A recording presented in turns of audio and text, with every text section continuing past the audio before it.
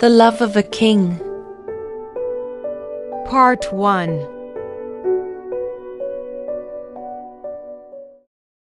Would you like to be a king or queen? To have money, power, and be famous? Do you want everyone to look at you when you walk into a room? Everywhere you go, people are watching. There are guards, reporters, and crowds in the street. A king is never truly alone. Everyone knows his face. He must always think before he speaks or acts. Why? Because the world is watching. His words today will be in the newspapers tomorrow. He can't hide. He can't make mistakes. But is being a king really a happy life? What if he falls in love, but he's not allowed to marry the person he loves? What does he do then?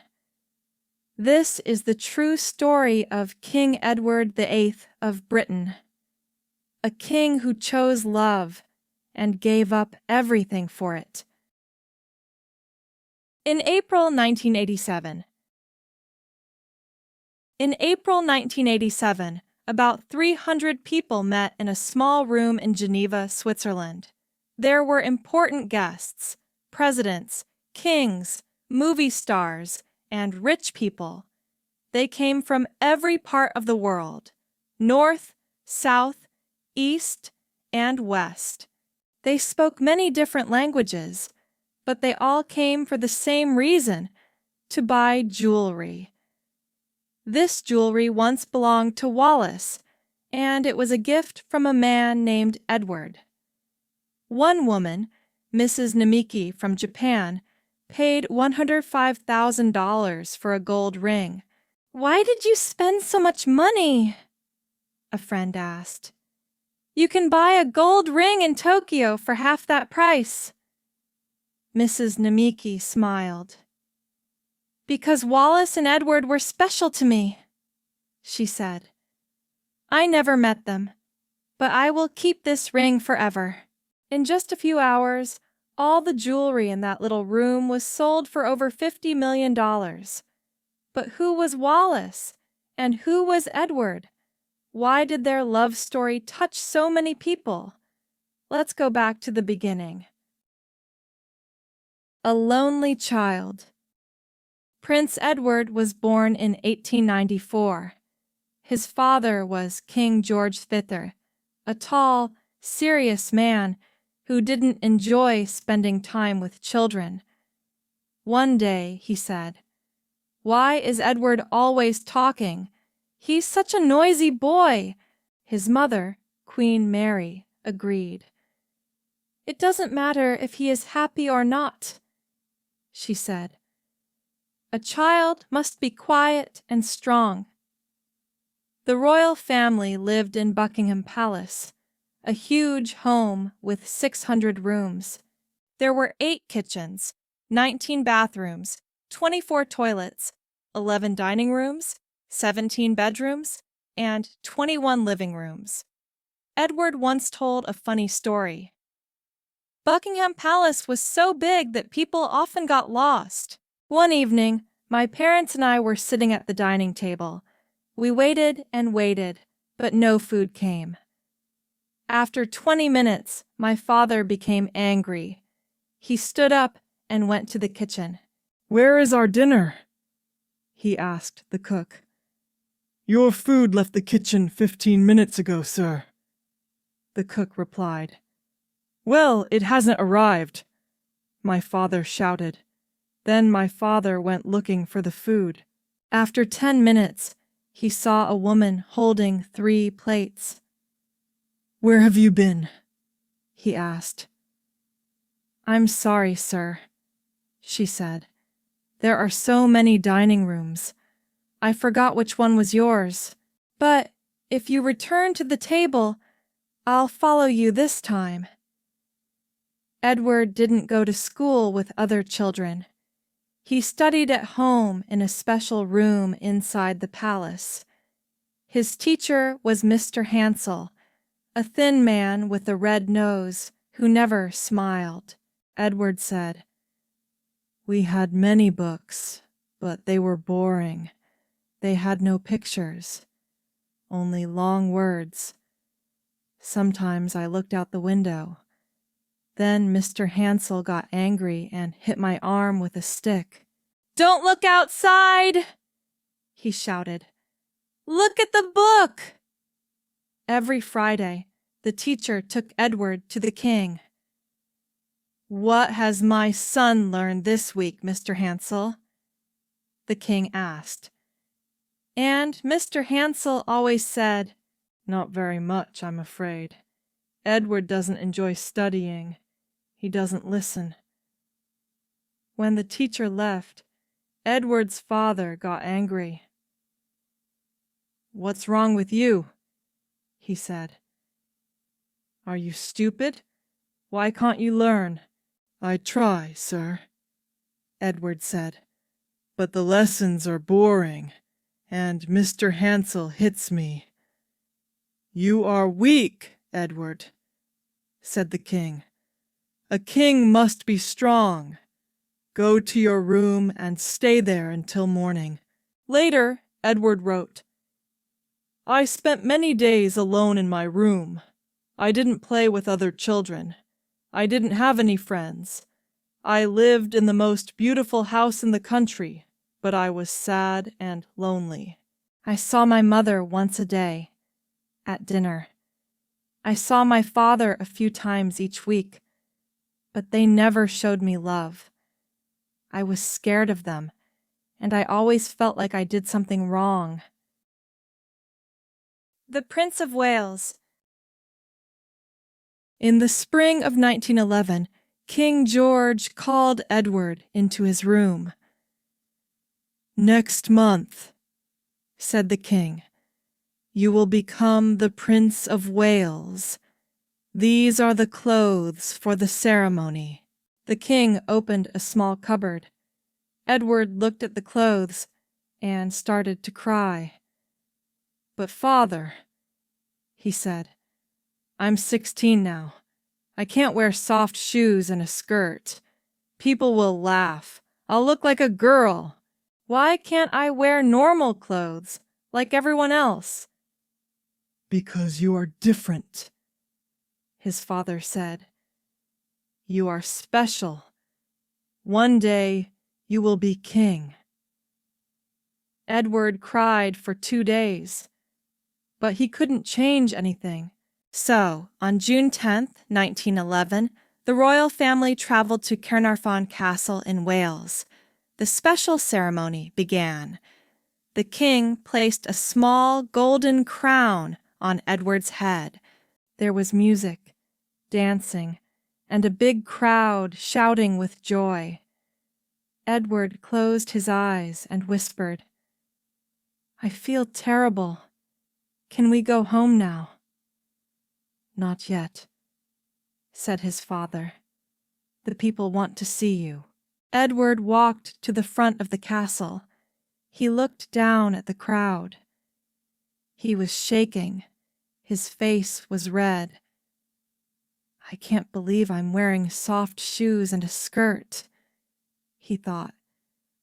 "I look so silly." "Smile, Edward," the king told him. "You are happy." A few hours later, the family returned to Windsor. "That was a beautiful day," said Queen Mary. Edward took off his shoes and looked out the window. "Never again," he thought. "Never again." The Royal Star. After 1 year at Oxford University, Edward went to fight in the First World War. He wrote about his time in the army. "I lived with 25 other soldiers in one house. At night, we talked about our lives and our families. It was interesting to hear their stories. I could speak freely with different people, rich and poor, young and old. But war was also terrible. There was a lot of noise and blood. One day in 1916, Edward's driver took him to Loos, a town in Belgium. Edward got out of the car and walked to the top of a hill. Below, there was heavy fighting. He felt very sad. 1 hour later, Edward returned to his car. He would never forget what he saw. His driver was dead.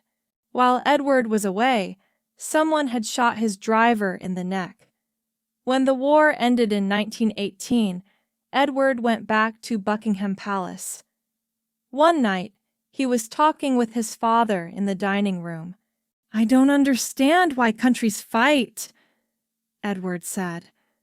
"The war is over, but many people are still poor and hungry. That's not right. Someone must do something." King George answered, "You cannot change the world if you just sit by the fire. You must travel, meet people, listen to them. Then, when you become king, you can try to make the world better." So, in 1920, Edward left England again. Over the next 5 years, he traveled 240,000 kilometers and visited 45 countries. He saw places like India, Argentina, Nigeria, Mexico, New Zealand, Germany, and Japan. When Edward came to Toronto, Canada, 500,000 people came out to see him. Thousands of people waited for him everywhere he went. 190,000 in Cape Town, 300,000 in Paris, 500,000 in New York, and 750,000 in Melbourne. One newspaper wrote, "Edward is the first royal star. He is now the most famous man in the world. In the past, princes were cold and boring, but Edward is different. He gets out of his car and walks in the streets. Every 2 or 3 minutes he stops and talks with people. He laughs, he smiles, and he shakes thousands of hands. He is a man of the people with a heart of gold." The meeting. In the autumn of 1930, Edward went to visit his friends, Lord and Lady Furness. He wrote about that weekend in his book, A King's Story. On Saturday, the weather was cold and windy. It was raining hard, so we could not ride horses. We decided to stay inside and have lunch early with some of Lady Furness's friends. At 1 o'clock, Wallis arrived with her husband. She was very beautifully dressed and smiled all the time. She talked with Lord Furness for a few minutes. Then, Lady Furness brought her over to me. "Sir, I want you to meet one of my closest and sweetest American friends, Mrs. Wallis Simpson." "Hello, Mrs. Simpson," I said. "Please, have a seat." Lady Furness left us, and we started talking. I noticed Wallis was not feeling well. She had a bad cold, and her eyes were red. "I'm sorry our English houses are not very warm," I said. "We don't have American central heating here." There was a long silence. Mrs. Simpson looked out the window and then said, "You disappointed me, sir." "Why?" I asked. "Because everyone asks me about American central heating. I thought the Prince of Wales would talk about something more interesting." I laughed. "What's so funny?" Wallis asked. "Did I say something wrong?" "No," I said. "I'm laughing because you told me the truth." "Why is that funny? Don't people always tell the truth?" "One day I will be King of England," I said. "People are afraid of me. If I say the sky is yellow, they say, 'Yes, sir, you are right.' If I say Wednesday is the first day of the week, they say, 'Yes, sir, you are right.' If I say Scotland is bigger than Canada, they say, Yes, sir, you are right. But you told me I was boring. You told me the truth. I like that. We were silent for a moment, and then Wallis laughed. Can I say one more thing, sir? Yes, Mrs. Simpson. What is it? It's your trousers, sir. My trousers. Yes, sir. They are black, but your shoes are brown. These two colors don't look good together. I stood up and looked in the mirror. Yes, Mrs. Simpson, you're right. I look very strange. Next time we meet, I will dress better. When lunch was ready, we went to the dining room. I sat at one end of the table, and Wallis sat at the other. I watched her carefully. I thought how beautiful her hands were. She talked to Lady Furness, and a few minutes later, she turned and smiled at me. I felt very happy. After lunch, Wallis came to say goodbye. My husband and I have to leave now, sir. We're going to another party in London. Wallis Simpson. She was very beautiful, and her eyes were full of fire. I wanted to talk to her more, but couldn't find the right words. We shook hands, and Wallis walked away. I went to the next room and sat near Lady Furness. Tell me about Mrs. Simpson, I said. What do you want to know? She asked. Everything, I said. Then maybe, sir, you would like to walk in the garden. We can talk more freely there. We stood up and left the house by the back door. We walked slowly through the trees, and Lady Furness told me about Wallis. Wallis. This is how Lady Furness told Edward about Mrs. Simpson's early life. Wallis was born in Baltimore. She never knew her father because he died when she was only 5 months old. But her mother was strong and loving, and Wallis was a happy child. When Wallis was 20 years old, she married a man called Winfield Spencer. At first, they were happy together, but one day, Winfield lost some money on the street. He became very angry. When he came home, he took a bottle of whiskey and started to drink. That night, he hit Wallis in the mouth.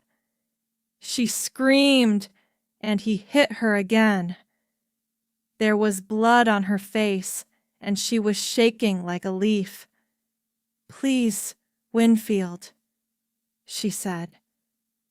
No more. But Winfield took her arm and pulled her upstairs. You are my prisoner, he shouted. You will not leave. Then he pushed her into the bathroom and locked the door. The next morning, Wallis went back to her family. I cannot stay with him, she said. I want a divorce. Poor Wallis, Edward said. But what happened next, Lady Furness? He asked. Well, said Lady Furness, a few months later she met a nice man called Ernest Simpson. He was quiet but interesting. They got married, and now they live in a beautiful flat in the center of London. Are they happy? Edward asked. Lady Furness looked at him and smiled. I don't know, sir, she said. I don't know. For the next 2 years, Edward saw Wallis once or twice a week. They had the same friends and often met at parties. Mrs. Simpson knew a lot about life, Edward said later. She loved books, food, people, and travel. She was very beautiful, and her eyes were full of fire. She was friendly and easy to talk to. After a while, I opened my heart to her. We had no secrets. I told her everything, and that is how it all began. His eyes were always sad, Wallis said about Edward, and sometimes he looked like a child. So young, so quiet, so weak. He had no real friends. Maybe people were a little afraid of him, but he was warm and kind. When he talked to me, I felt my heart jump. I wanted to be alone with him, but I knew it was not possible. Did the prince love me in those early days? No, I don't think so, Wallis said. But every time we met, we felt closer and closer. In June 1933, Edward gave a birthday party for Wallis. During the next few months, he visited the Simpsons' flat in London almost every day. One evening, Edward invited Wallis and Ernest to go skiing in Austria. I'm sorry, sir, Mr. Simpson said. I must go to America for work, but maybe Wallis and her aunt can come with you. We went to Kitzbühel as friends, Wallis wrote later, but when we came home, we were in love. A few months later, the prince asked me to marry him. It was like a dream. The king is dead! Long live the king! In January 1936, Edward went to Windsor for a few weeks. He was tired of the city and wanted to work in his garden and ride his horses. One afternoon, he got a phone call from Queen Mary. Edward, she said, you must come back immediately. Your father is very ill, and I think he is going to die. When Edward arrived, he went straight to his father's room. He walked to the bed and kissed his father's white face. The king opened his eyes and smiled. Then he took Edward's hand and said, "Be a good king, Edward, and be good to your mother." "Yes, father, I will," Edward said. The king closed his eyes and did not speak again. Just after midnight, he died. Queen Mary took Edward's hand and kissed it. "My child, you are now king," she said softly. "God be with you." Edward's 3 brothers came to him one by one.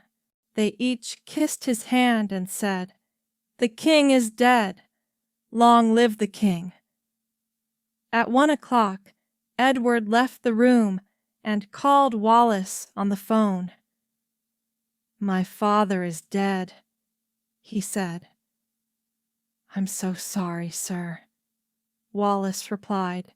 "I must stay here for a while," Edward said, "but I will call you at the weekend. Nothing will change between us. I love you more than ever, and you will be my queen." "Let's not talk about that now," Wallis said. "You must go back to your family." "But you are my family, Wallis," Edward said. "You are everything to me. Good night, sleep well." When Wallis put down the phone, she suddenly felt afraid. "Edward is now king," she thought. "But what will happen to me?" The church. In the spring of 1936, Mrs. Simpson wrote a letter to her husband. "Dear Ernest," she wrote, "you have been very kind to me. You are a good and strong man, but I must tell you that our marriage is finished. I am in love with the king, and I want a divorce. Don't be angry. There is nothing you can do. I will never forget you, but I have to be free." Ernest replied immediately, Your letter arrived this morning. I will do what you ask, but I will never stop loving you. If you need me, I will always be here." That night, the king and Wallis met at a small restaurant in Piccadilly. Edward read Ernest's letter again and again. "That's wonderful news," he said. "Nothing can stop us now." The next day, when Edward came down to breakfast, Gordon Laing, the Archbishop of Canterbury, was waiting for him. "Good morning, Gordon," the king said. "How nice to see you again. What can I do for you?" For a minute, the Archbishop said nothing. Then he opened a small black bag and took out 3 newspapers. "I have come to see you about Mrs. Wallis Simpson," he began. "The newspapers say you want to marry her. Is that true, sir?" "Yes, Gordon. Wallis is going to be my wife." "But that's not possible," the Archbishop replied. "You know what the Church thinks about marriage and divorce. Divorce is wrong in the eyes of God." Edward smiled and said, "Can I ask you some questions about God, Mr. Laing?" "Yes, of course, sir." "Is God happy when 2 people fall in love?" "Yes, sir, but—" "And is God happy when 2 people fall in love and get married?"